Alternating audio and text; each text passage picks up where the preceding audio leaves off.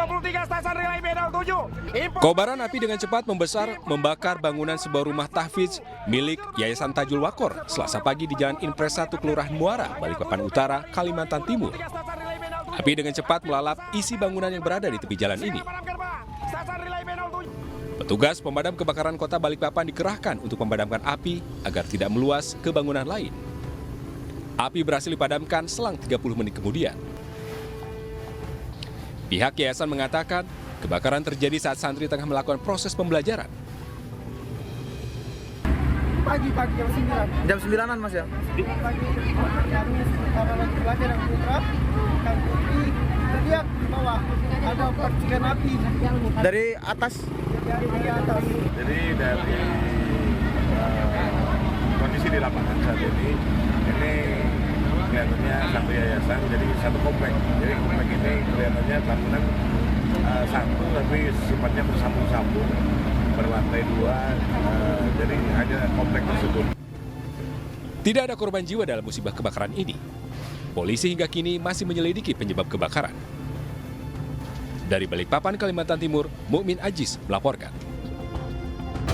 Halo, selamat sore pemirsa. Demikian tadi berita pilihan iNews Sore bersama saya Syafaati Suryo dan saya Fani Maniar. Ya, pemirsa, kita ke informasi pertama terkait dengan gempa yang terjadi di Turki dan Suriah. Pemirsa, 10 orang warga negara Indonesia terluka akibat gempa dahsyat yang terjadi di Turki dan Suriah. 4 diantaranya sudah dirawat di rumah sakit, sementara 26 lainnya dalam proses evakuasi ke Ankara.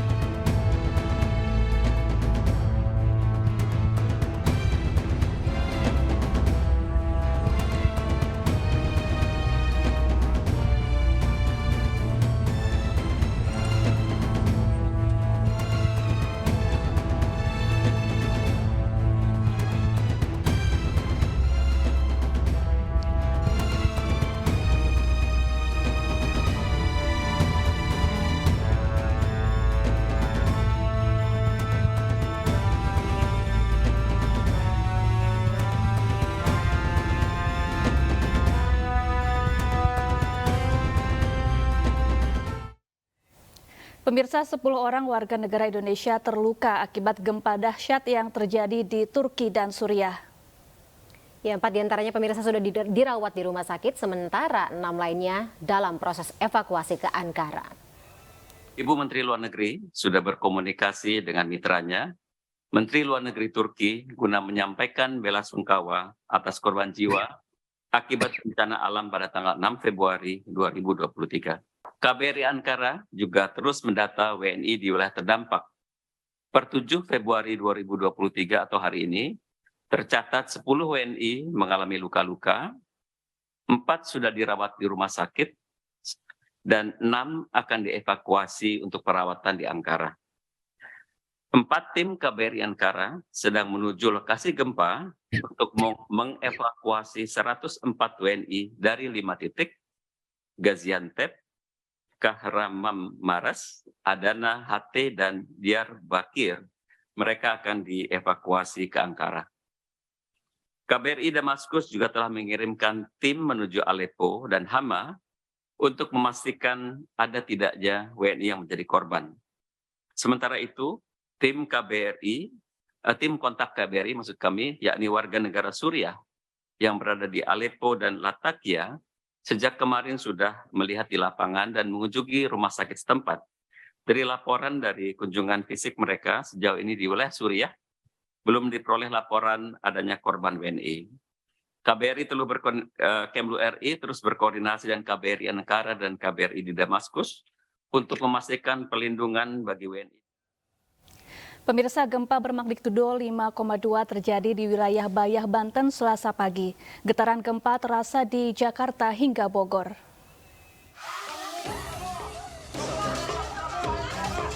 Para siswa sekolah dasar ini panik berhamburan keluar ruang kelas saat gempa dengan magnitudo 5,2 mengguncang Banten pagi tadi.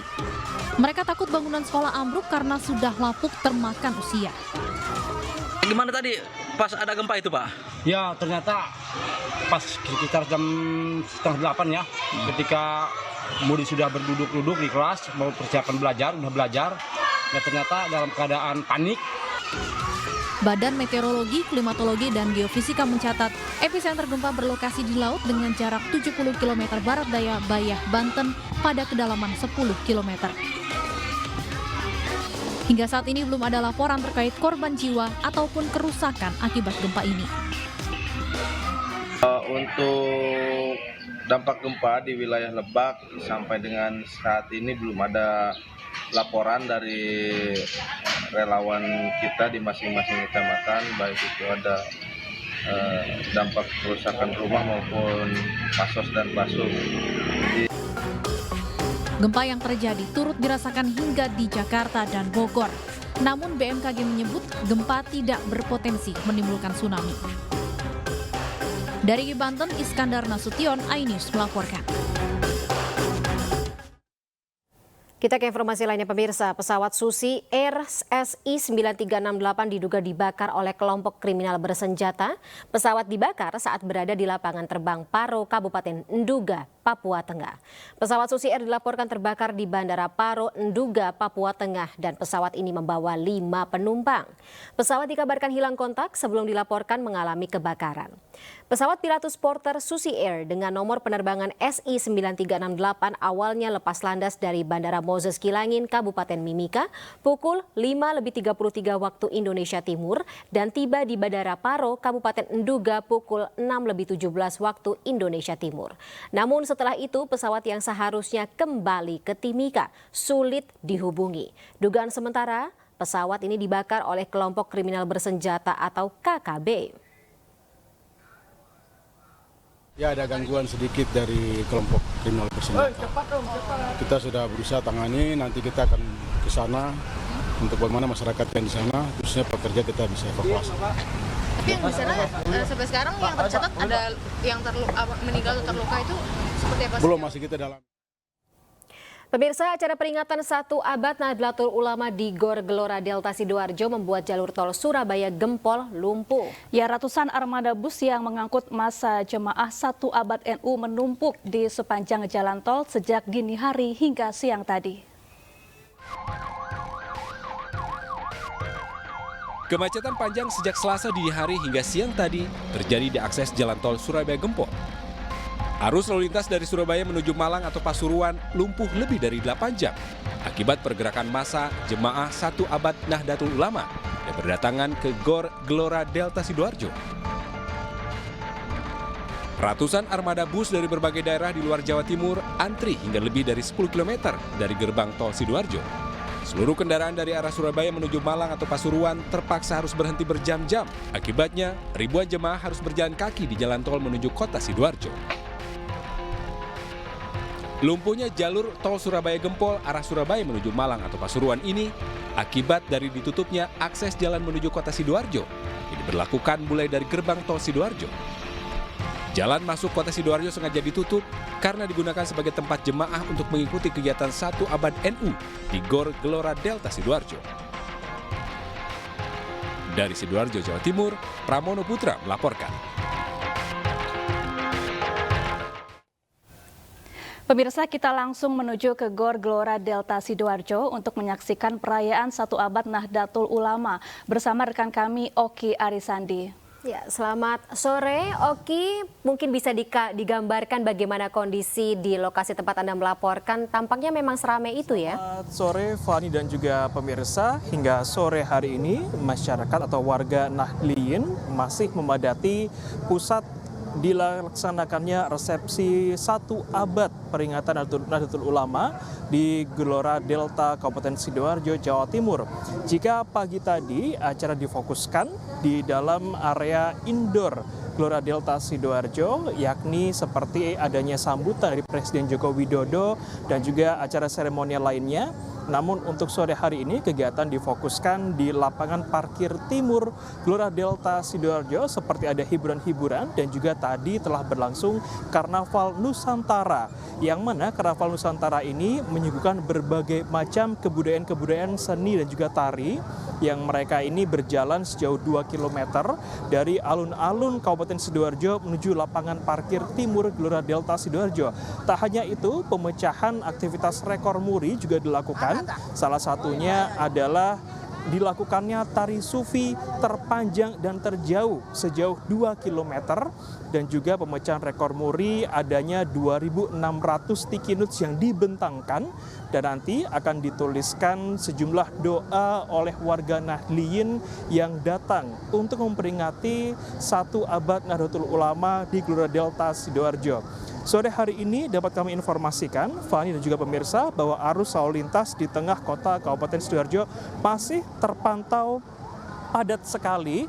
Bisa dilihat bahwasanya memang masyarakat yang sebelumnya dari arah Surabaya menuju kota Sidoarjo dari pintu exit tol, mereka kini hanya bisa diarahkan menuju belok kiri ke arah Jalan Raya Ponti ataupun belok kanan ke arah Jalan Raya Taman Naga atau putar balik kembali ke kota Surabaya. Masyarakat tidak bisa masuk ke kota Sidoarjo dikarenakan adanya rekayasa arus lalu lintas, mengingat bahwa sampai sore hari ini kepadatan masih terus terjadi. Bahkan arah masuk ke pintu tol kota Sidoarjo menuju Surabaya maupun menuju kota Malang ini juga masih dipadati oleh masyarakat dan juga kendaraan parkir dari Nahdlatul Ulama yang datang dari luar kota Sidoarjo. Sementara terkait dengan bagaimana rekayasa arus lalu lintas malam nanti ketika acara benar-benar berakhir pada pukul 00.59 waktu Indonesia bagian Barat, pihak dari Jasa Marga maupun kepolisian masih belum memberikan informasi pasti terkait dengan bagaimana rekayasa arus lalu lintas nanti malam karena melihat situasi dan juga kondisi di lapangan pada malam nanti. Namun terakhir tadi bahwasanya memang jika pintu tol dari Waru menuju ke Sidoarjo maupun menuju ke Kota Malang sempat padat sekali. Karena kepadatan itulah 2 arus yang seharusnya bisa digunakan dari Waru menuju ke Sidoarjo maupun dari Gempol atau Malang menuju ke Sidoarjo kali ini dilakukan arus 1 arah, sehingga 2 lajur tersebut hanya bisa digunakan warga dari Waru menuju ke Sidoarjo maupun